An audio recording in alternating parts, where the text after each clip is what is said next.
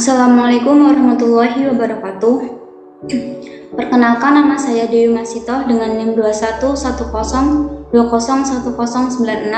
Kami dari kelas B1 yang akan menyampaikan tentang tema yaitu performa kualitas diri sebagai perawat. 1. Semangat. Semangat adalah keadaan pikiran ketika batin bergerak untuk melakukan sesuatu atau banyak aktivitas. Semangat itu memiliki fungsi sebagai penggerak batin untuk bertindak.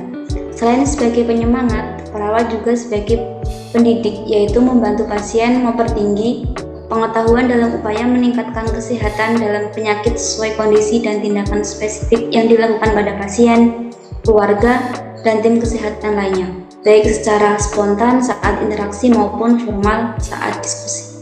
Nomor 2 yaitu sikap. Pernyataan evaluatif terhadap objek, orang atau peristiwa. Hal ini mencerminkan perasaan seseorang terhadap perilaku. Sikap yang harus dimiliki oleh seorang perawat. Yang pertama, kognitif atau pengetahuan yang luas. Yang kedua, emosi yang stabil. Yang ketiga, skill yang baik dan bagus. Yang keempat, fisik yang bersih. Yang kelima, disiplin dalam menjalankan tugas. 3. Perilaku. Perilaku adalah tindakan atau aktivitas dari manusia sendiri yang mempunyai bentang yang luas, antara lain 1. Berjalan, 2. Berbicara, 3. Menangis, 4. Ketawa, 5. Bekerja, 6. Kuliah, 7. Menulis atau membaca.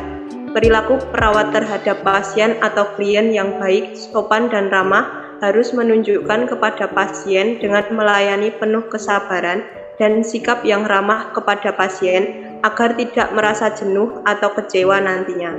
Jika kita melayani pasien dengan sikap cuek atau judes, cara berbicara dan cara berjalan harus diperhatikan perawat agar tahu bahwa perawat membawa contoh baik atau suasana yang aman dan nyaman ketika pasien berada di rumah sakit.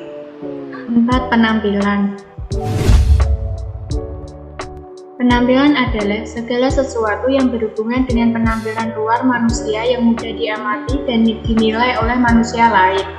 Penampilan ini secara disadari atau tidak dapat menimbulkan respon atau tanggapan tertentu dari orang lain.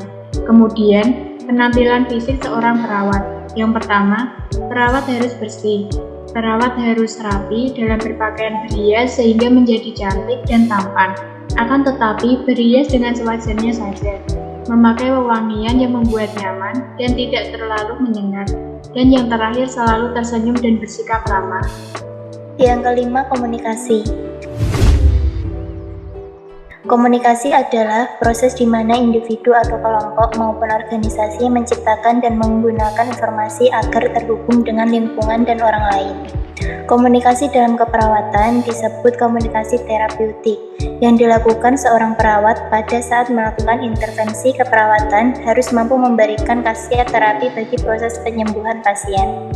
Fungsi komunikasi yaitu yang pertama, komunikasi personal, digunakan untuk berpikir, belajar, merenung, meningkatkan motivasi, dan mengintrospeksi diri.